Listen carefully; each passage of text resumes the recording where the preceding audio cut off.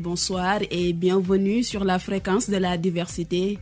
Vous nous suivez sur la 102.9 à Dakar et Saint-Louis, 106.6 à Kaolack et Ziguinchor et sur internet c'est www.rcisénégal.com. Alors c'est parti pour un nouveau numéro de Cogito et cette semaine nous avons le plaisir de recevoir El Hadji Malick Ndiaye, digital manager et facilitateur en art oratoire, également CEO de l'agence de communication pour le développement Labdev Consulting Group. Bonsoir El Hadji. Bonsoir. Bienvenue dans Cogito et merci d'avoir accepté notre invitation. Et merci pour cette invitation, ça m'honore. Alors El Hadji, je te laisse le soin de te présenter à nos auditeurs. Je suis très content d'être à la Radio Chine.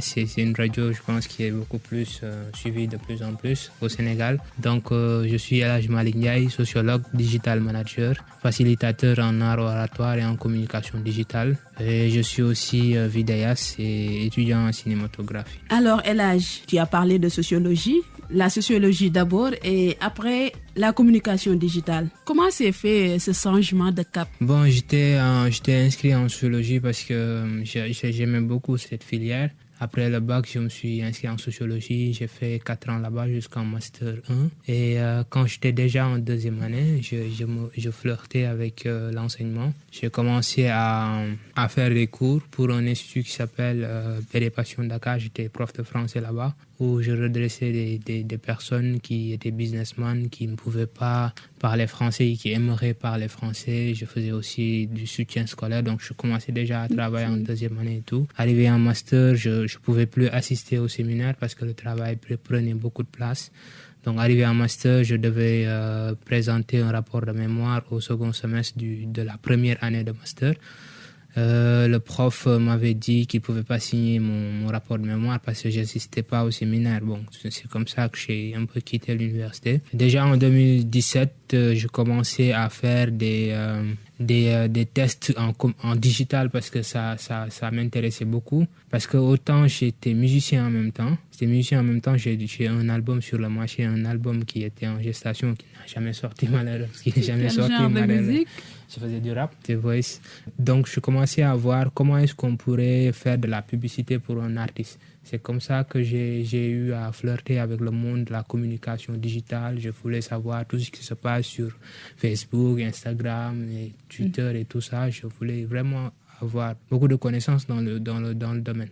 Avec ces recherches, j'ai commencé à m'intéresser à un cours que Google développe qui s'appelle le Learn Digital, qui est une certification mondialement reconnue. Et on initie les jeunes du monde entier à se familiariser à la communication digitale comme ça. On dit marketing digital, mais moi je dis comme digital parce que c'est beaucoup plus élargi. Donc c'est comme ça que j'ai passé cette certification et l'amour est venu petit à petit. Donc j'ai un peu avancé, j'ai fait de la publicité en ligne avec toujours Google. C'est Google AdWords. J'ai fait aussi l'analyse de données toujours avec Google. Après ça, j'étais un peu défoncé, quoi, carrément. Je suis allé à l'école de technologie, le School of Technology qui s'appelle Bakeli, qui est un peu à Grand Yoff, je pense. Grand Yoff, Padoua, comme ça. Donc je faisais là-bas de la programmation informatique, du codage. J'ai fait là-bas 4 mois où j'étais en HTML, CSS, Bootstrap et WordPress et tout ça. Donc après ces 4 mois-là, Corona est venu. Corona est venu et a enfermé tout le monde, mais moi je refusais d'être enfermé. Donc j'ai dit à mes amis, il faut qu'on crée quelque chose. J'ai beaucoup de connaissances, il faut qu'on crée quelque chose, quoi, une entreprise qui serait un peu dans la com digitale. Donc on a commencé à faire une émission. On a commencé à faire une émission qui est toujours disponible d'ailleurs sur YouTube, qui s'appelle toujours En Profondeur. Donc on invite beaucoup de gens qui sont experts dans leur domaine et qu'on parle avec eux en profondeur. C'est une émission qui dure genre maximum 45 minutes. On bavarde carrément, quoi. Mais il y a beaucoup de connaissances qui sortent. Donc on a fait une émission 2, 3, 4, 5. Un jour, quelqu'un vient nous dire « J'aimerais faire de la publicité. Est-ce que vous pourrez nous aider ?» Il met de l'argent. On se dit « Ah bon, d'accord, ça se passe comme ça. » Ok, on prend l'argent, on fait la vidéo pour lui. Et puis c'est avec cet argent-là qu'on est allé nous faire des papiers d'une entreprise. Donc c'est comme ça on l'a appelé le LabDev, le laboratoire de développement. Donc déjà on était dans cette dans ce secteur de développement communautaire, parce que moi j'étais avec mes amis là, dans le conseil départemental de la jeunesse. Donc c'est à l'intérieur de ce conseil qu'on est incubé. Et jusqu'à maintenant, c'est là-bas qu'on a nos bureaux. Et c'est jusqu'à maintenant, c'est ça qu'on fait, cette communication pour le développement. En termes simples, si quelqu'un vient nous dire « je veux faire de la publicité pour le tabac », on ne va pas le faire. On fait que, quand on allume notre caméra, c'est que les gens vont apprendre quelque chose. D'accord. Voilà. C'est un peu ça, la com digital pour le développement. Et c'est un peu ça, de manière ramassée, ce que je fais tous les jours. Et juste à côté, je forme aussi des jeunes.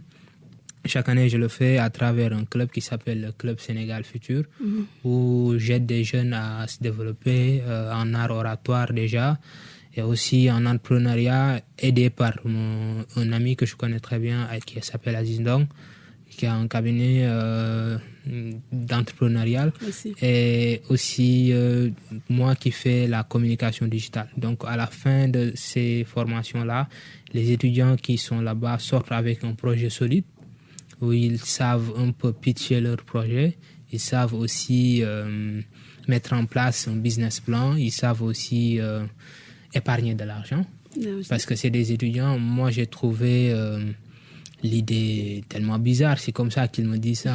Les étudiants me disent que je suis bizarre.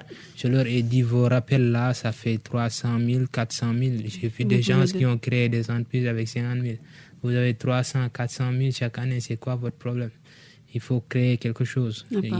Certains m'ont obéi, ils sont en train, parce que ce n'est pas encore effectif, parce que je suis en train de les accompagner pas à pas, et je leur ai demandé d'épargner cet argent-là pour en faire un business qui peut être rentable un jour à l'autre. Et aussi, on est en train de faire un crowdfunding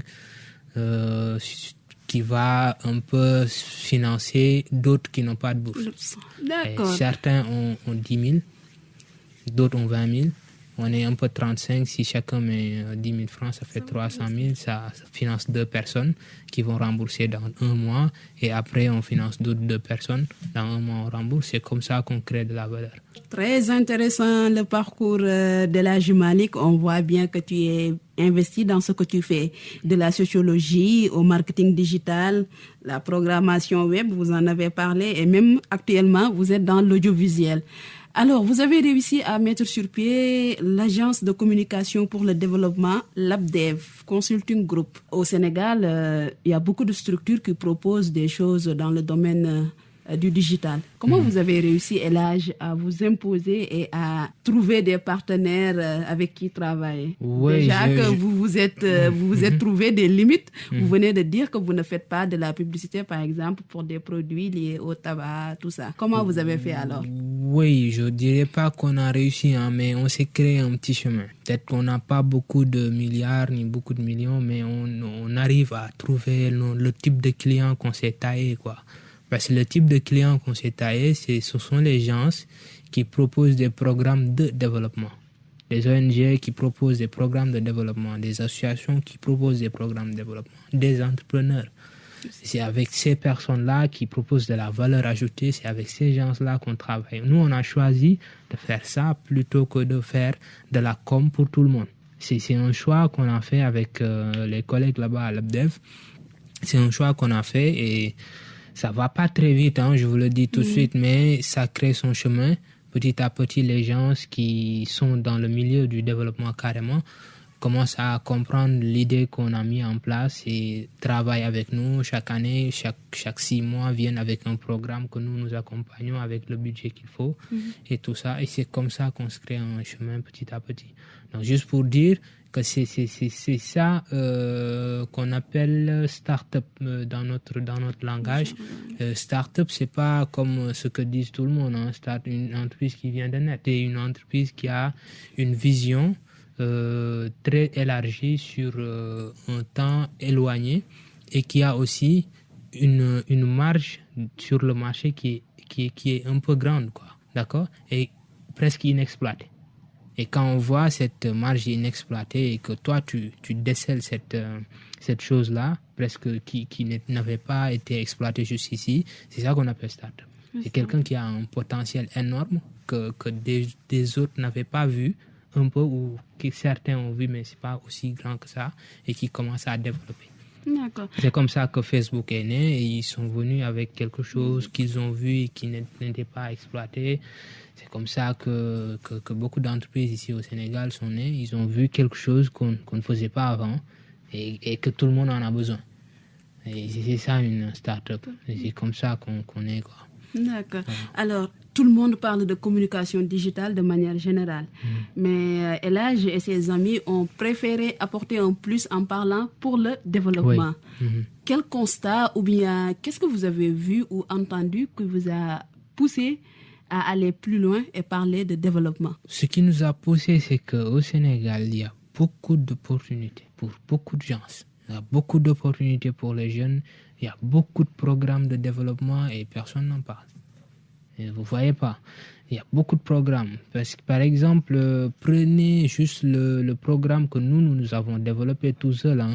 Que nous avons développé tout seul. On ne nous a pas demandé de faire ça, mais nous l'avons développé. Vous savez, en Afrique, il y a une charte qui régit tous les droits et devoirs des jeunes en Afrique.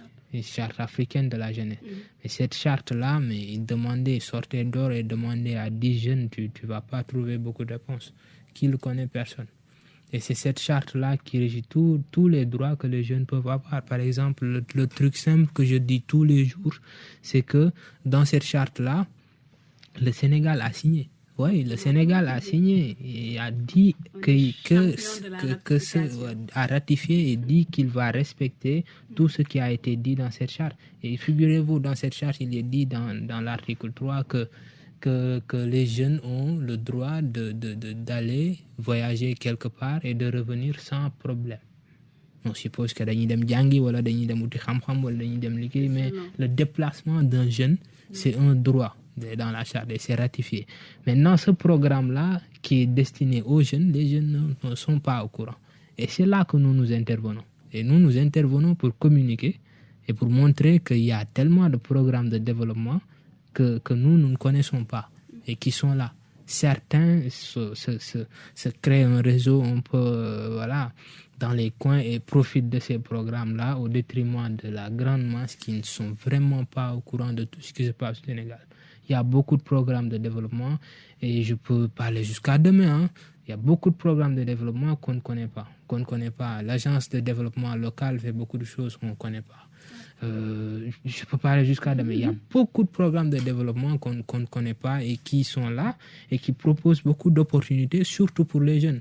Parce qu'on représente à peu près plus de 70% de la population.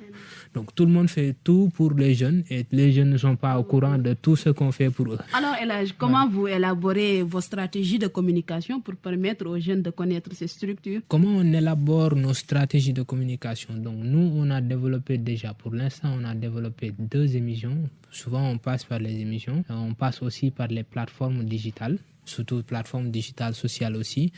On développe des programmes comme par exemple l'émission En Profondeur où on invite des gens, des directeurs parfois, des chefs d'entreprise, des gens qui ont des programmes de développement et on leur demande qu'est-ce que vous faites, qu'est-ce que vous offrez à la jeunesse, comment vous faites, si les jeunes veulent bénéficier de ça, comment est-ce qu'ils vont faire. Et c'est ça qu'on va partager aux jeunes parce que peut-être chacun d'entre nous, moi je suis jeune je pense, les autres avec qui je travaille sont jeunes aussi et chacun d'entre nous a un réseau. Et ces réseaux-là sont souvent composés de jeunes. Et chaque personne, si on partage ce qu'on fait, par exemple dans cette émission-là, on a atteint, chaque année on atteint à peu près quelque chose, je peux dire l'année dernière on a atteint quelque chose comme 20 000 personnes. Et ça, c'est à peu près tous en majorité des jeunes. Au-delà de ça, je parlais tout à l'heure du programme Charte africaine de la jeunesse qui n'est pas connu. Nous, on a décidé de traduire cette charte-là qui est composée de 31 articles en vidéo. On a fait aujourd'hui, à l'heure où je vous parle, on a fait 11 vidéos de cet article, de cette charte-là. Cette charte africaine de la jeunesse parce qu'on a trouvé que la lecture est beaucoup plus mise en arrière. Donc les jeunes consomment beaucoup plus de vidéos. Donc quand on s'est rendu compte de ça, on s'est dit comment est-ce qu'on pourrait prendre cette charte-là et traduire ça en vidéo. On est en train de traduire cette charte africaine en vidéo en faisant quoi? Toutes les organisations de jeunesse, on prend par exemple 10, comme on a fait dans la première phase de notre programme, on a pris 10 organisations de jeunes et chaque organisation nous donne un jeune qui va lui-même présenter l'article et nous allons filmer.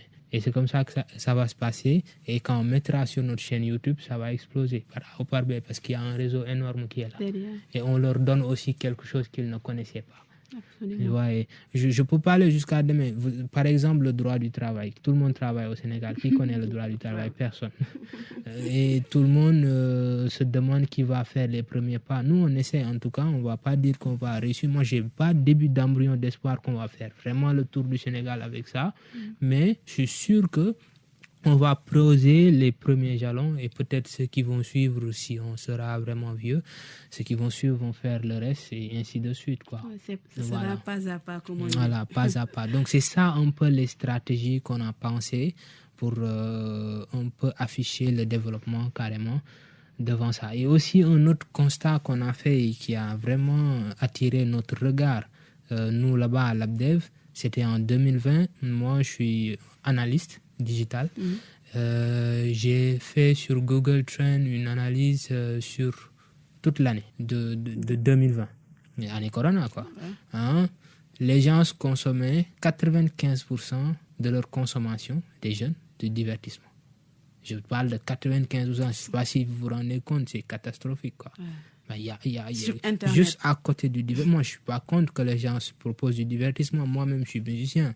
Mais je veux dire, je ne pense pas que nous sommes dans un pays où les gens devraient se cantonner ou bien se cadrer carrément sur le divertissement. Il y a tellement d'autres choses à faire que ce n'est pas possible. On est un peu les enjeux sont nombreux. Les enjeux sont très nombreux.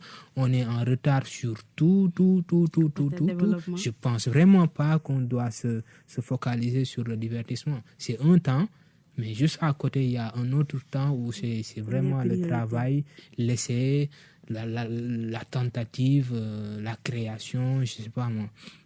Mais il y a beaucoup de choses à faire. Absolument. Ouais.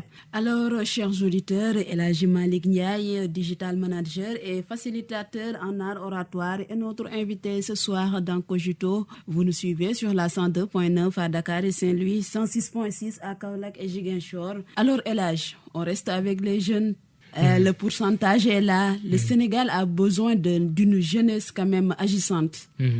Vous avez à côté de l'agence un club Sénégal Futur. Pourquoi le club Sénégal Futur et quelles sont vos attentes par rapport à ce club? Oui, c'est un club qui a été mis en place par deux amis qui s'appellent Abdoulaye Famanta et Papsa. Donc c'est eux qui ont initié un peu, on est du même groupe, on fait partie tous du conseil départemental de la jeunesse de Pékin. Donc c'est eux deux qui ont créé ce club-là qui s'appelle le club Sénégal Futur. Moi je suis venu en appoint. Donc quand je suis venu dans le club, j'ai été formé et maintenant je forme les jeunes en art oratoire. Maintenant ces jeunes-là, moi j'ai trouvé que c'était un peu... ça faisait rien quoi, art oratoire seulement ñu jàngal la nga mën wax et puis basta mu jeex. Je trouvais qu'il y avait quelque chose qui manquait en fait parce que vous savez quand un jeune se déplace quelque part c'est uniquement, je vous dis, le maître mot de ces déplacements c'est l'espoir. Le maître mot du déplacement, des déplacements de tous les jeunes, moi je parle du Sénégal, c'est ça que je maîtrise, c'est l'espoir, point final. Quand un jeune se déplace et dit que je veux parler bien, il te dit je veux parler bien, mais il y a toute une panoplie de mots derrière qu'il ne te dit pas. Et je veux réussir, c'est ça que ça veut dire.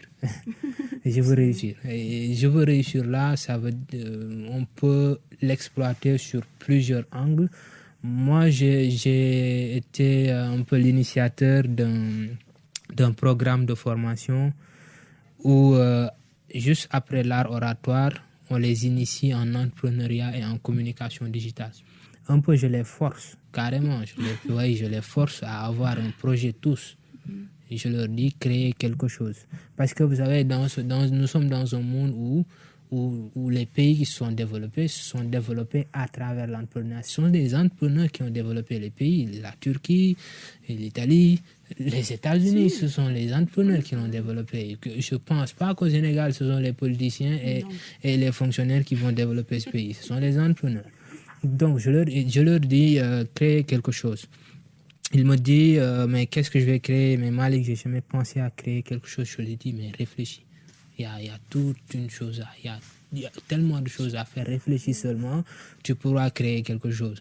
Et ils sont en train, petit à petit, avec les cours d'entrepreneuriat qu'ils font avec Asus Entrepreneur et Aziz, petit à petit, ils commencent à voir le chemin, comment est-ce qu'on crée, comment on taille une idée, comment est-ce que l'on passe d'une idée à la création, à la mise en place d'une entreprise et tout ça, comment on fait un business model, comment présenter son projet et tout ça, comment étudier le marché, telle chose comme ça. Et moi, je viens juste à côté pour leur montrer, si vous avez créé quelque chose, comment montrer ce quelque chose-là au potentiel client. Et c'est ça que la communication digitale, c'est à ce moment-là que la communication digitale intervient. Mais il ne s'agit pas seulement, parce que je leur dis ça, il ne s'agit pas seulement de créer ou bien de mettre en place un projet. Parce qu'on peut avoir une excellente idée, sinon on n'a pas d'argent, ça ne marche pas. Ça, je vous le dis. Donc, je peux résumer ça en 2 mots. Pour les jeunes, c'est la connaissance plus l'argent. Et connaissance, c'est ça le programme que je mets en place, mais entrepreneuriat avec communication digitale, mais juste à côté, comment financer ces projets-là. Je ne vous le cache pas, je déteste les institutions de financement au Sénégal parce que la lancinante question liée au financement est là. C'est-à-dire financement, mais à quelle hauteur, Malik? Oui. Est-ce qu'on parle de millions pour démarrer ou bien est-ce qu'on parle d'une petite somme pour démarrer son affaire? Là, tu parles de mon club ou bien non, des par institutions rapport aux au Sénégal? entrepreneurs, de manière générale. Non, mais ça dépend de ton projet. Ça dépend de ton projet. Moi, je pense que les projets, on peut les financer de façon taillée, quoi. Qu'est-ce que je dis taillée? Par exemple, on veut ouvrir une bergerie. Dans ton projet, tu as besoin de 1000 moutons. Si on fait l'évaluation budgétaire, c'est beaucoup d'argent, n'est-ce pas? Mais pourquoi pas commencer par 2, après 3, après 4, et ainsi de suite. Et là, on teste en même temps. Parce que dans ce monde entrepreneurial au Sénégal, il ne s'agit pas de réfléchir et de faire. C'est de faire et de réfléchir en même temps. C'est comme ça qu'on fait. Bon, moi, c'est comme ça que je fais et ça marche, il paraît. Donc, c'est ça. Donc, j'étais juste au niveau financement.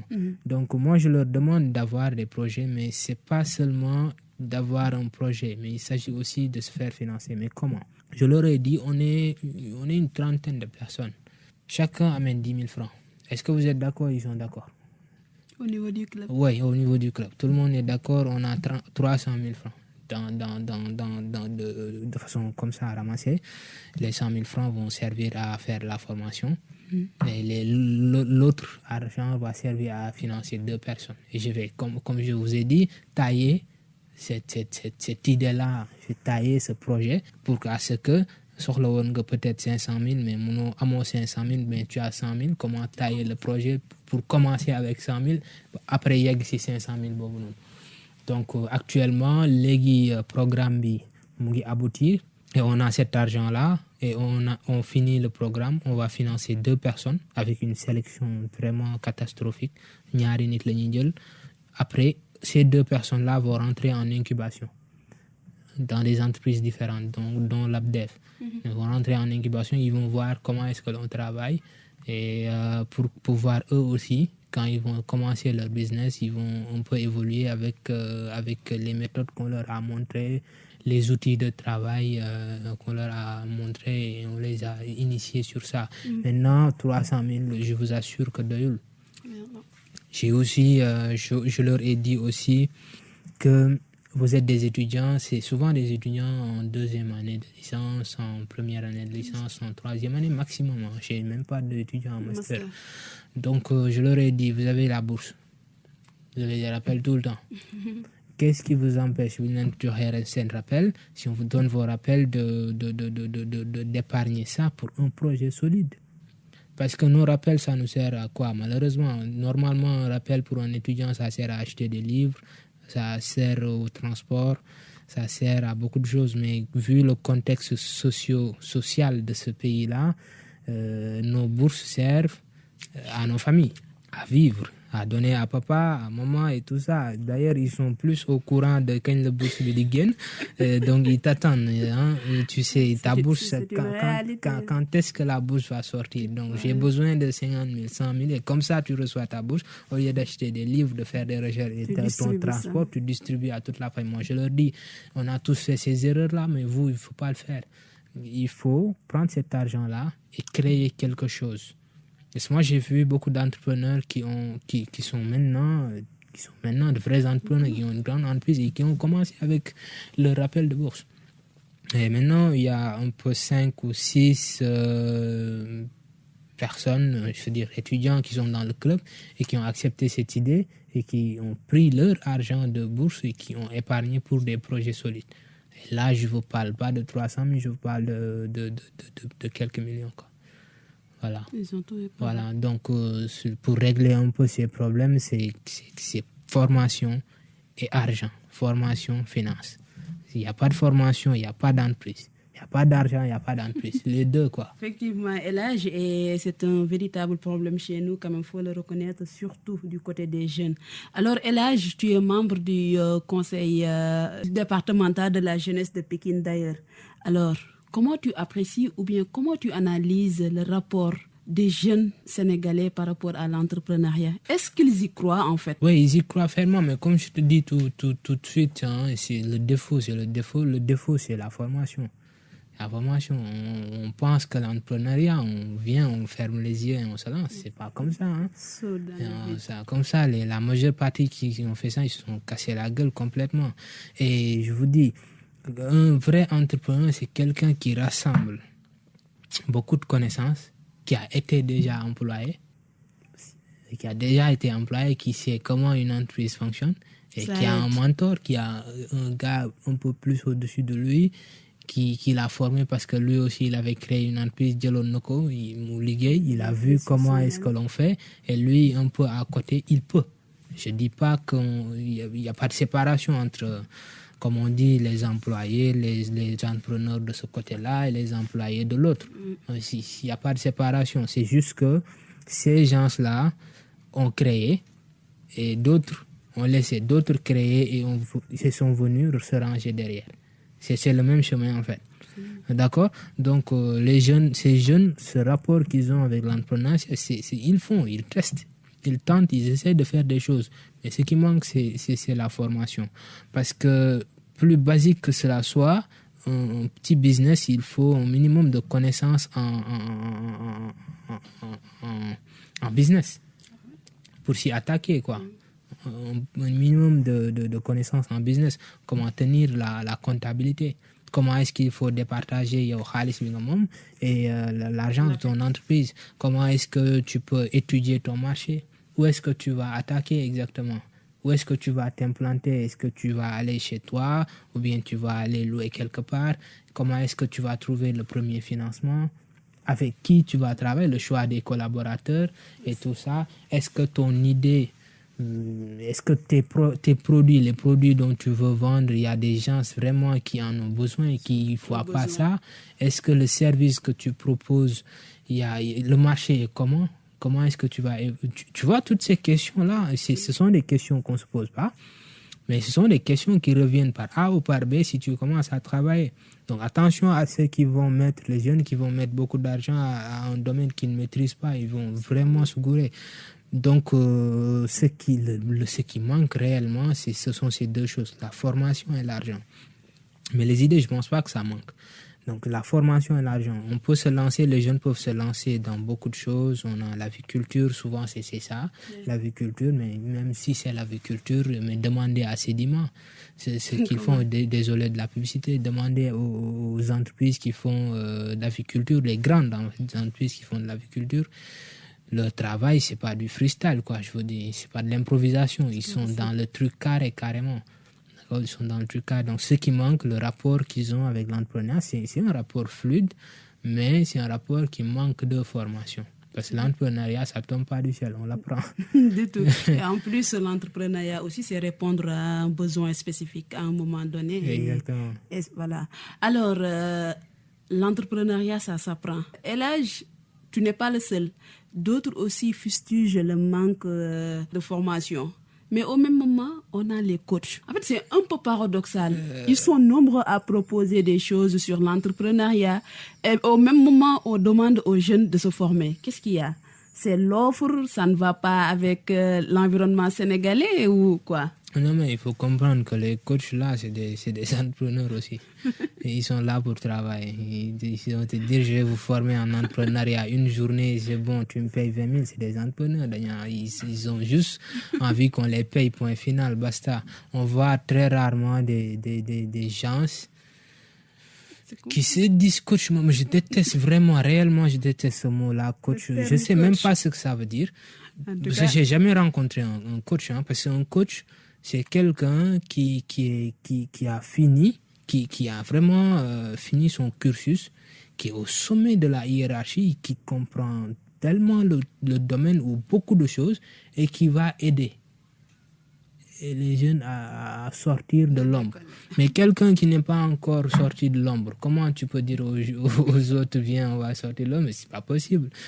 Donc, le terme coach, moi, ça me dérange. Ces gens-là, ils sont juste en train d'arnaquer les jeunes. Moi, je le dis comme ça froidement. Ces coachs-là qui vous disent une journée, je vous apprends comment entreprendre. 2 jours, je vous apprends le marketing digital. Viens, donnez-moi 20 000 francs une journée, vous pourrez prendre la parole en public tranquillement. C'est des arnaqueurs, carrément. Les jeunes, ne faites pas confiance à ces gens-là. Parce que je vous assure, moi, je peux vous... D'ailleurs, j'étais au laboratoire d'innovation sociale qui se trouve à Mbao. J'ai fait une conférence de 2 heures ou d'1h30 où j'ai démontré à des jeunes que c'est vraiment pas possible le marketing digital en une journée. C'est pas possible. Au début de la conférence, ils m'ont dit, Malik, tu es coach, tu peux pas dire ça. Je leur dis, je suis pas coach, c'est écrit nulle part dans mon parcours. Je suis pas coach du tout. C'est juste que c'est les offres qu'ils voient. Oui, c'est ça qu'on leur propose. Mais il faut qu'ils mettent un testeur. Le testeur, c'est quoi? C'est que quelqu'un qui vient vous dire je suis coach, je viens, je vais vous aider. Est-ce que nous me parrainons? Est-ce qu'ils sont prêts en fait? Est-ce qu'ils connaissent le chemin? Et l'autre chose, c'est l'autre testeur qu'il faut mettre en place, c'est que est-ce qu'on met du concret? Parce que l'entrepreneuriat, ce n'est pas de la théorie. Attention, ce n'est pas de la théorie. La théorie qu'on met en entrepreneuriat, c'est juste des concepts pour comprendre. Mais le réel travail en entrepreneuriat, c'est sur le terrain. C'est vraiment sur le terrain. Ce n'est même pas au bureau, c'est sur le terrain. Parce que le danger en entrepreneuriat, ce qu'on ne dit pas souvent, le danger en entrepreneuriat, c'est que ceux-là qu'on fustige et qu'on dit que ce sont des employés, ils sont là, ils font rien. Nous, au moins, on est des entrepreneurs, on est les zéros. On n'est pas des zéros parce qu'on est vraiment en danger. Je vous dis pourquoi.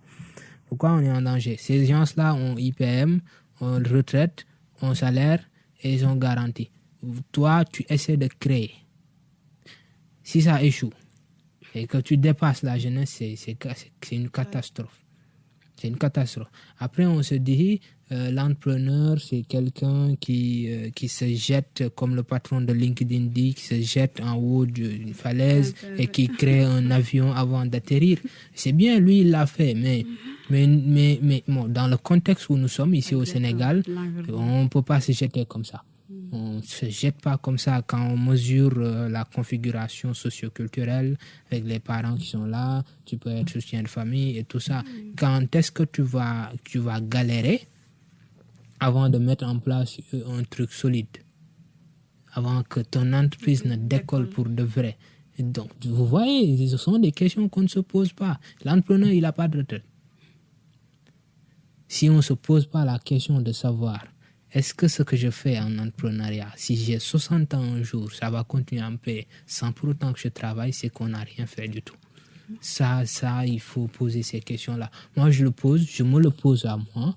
Je n'ai pas réglé ces problèmes. Tu vois, je ne peux pas dire que je suis coach.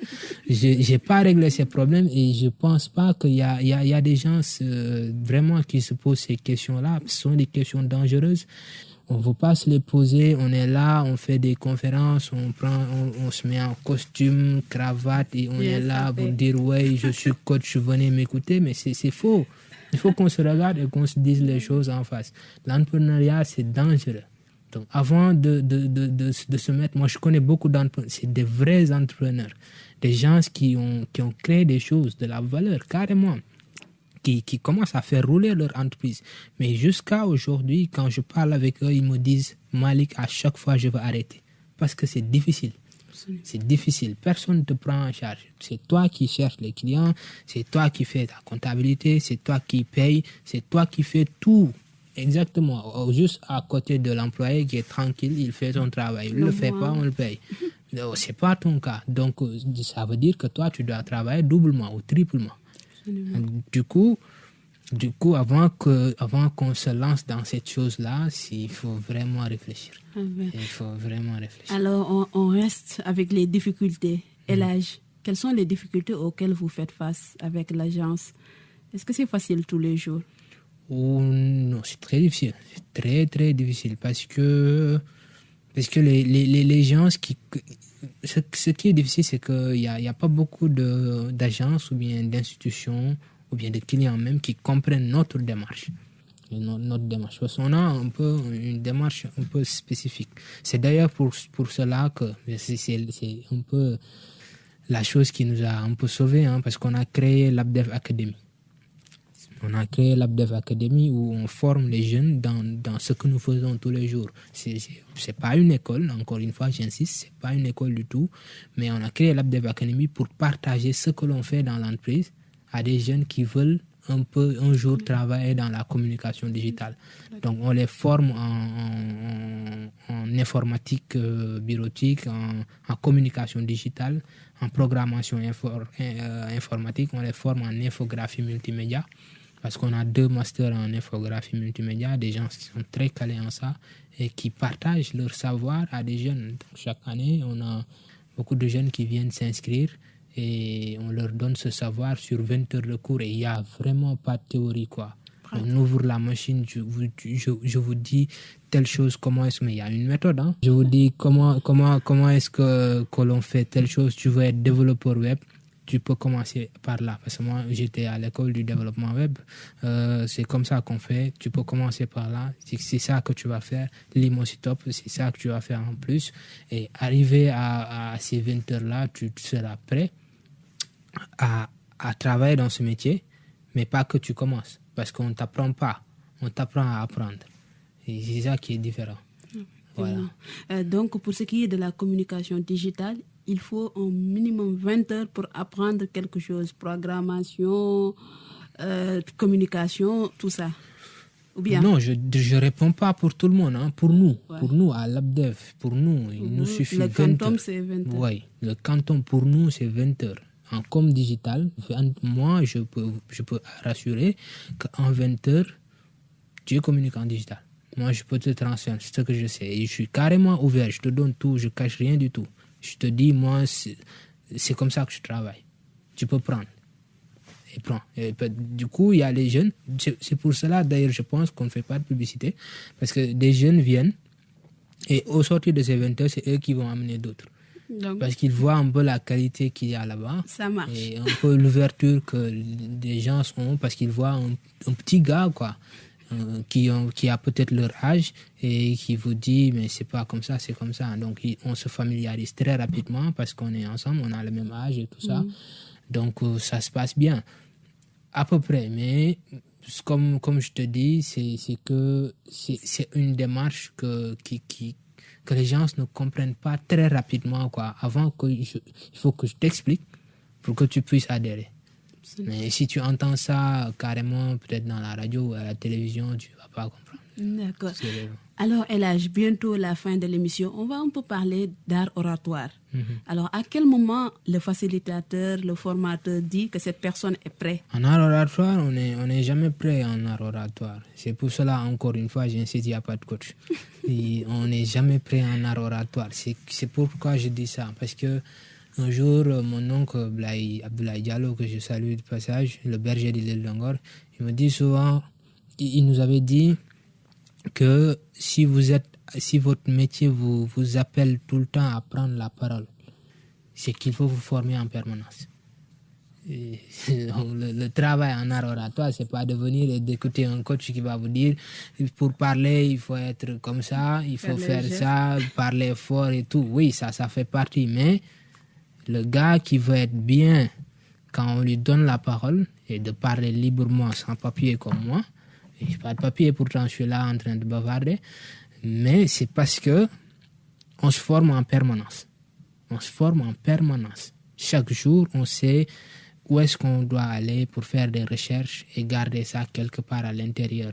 Comme Marc Bonan disait, ce sont les rencontres que je fais avec des gens, ce sont les livres que je lis, ce sont les conférences que j'écoute, les podcasts, les radios, les stations que j'écoute et qui fait une bibliothèque à l'intérieur de mon cerveau.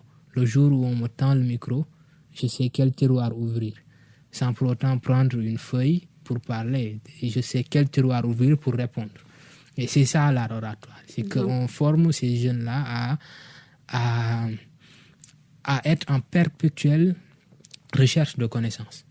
C'est pas que je le fais, mais c'est pas que parler fort, utiliser tel mot par rapport à tel mot, soyez simple, soyez droit et tout ça, ça fait partie parce que c'est de l'esthétique.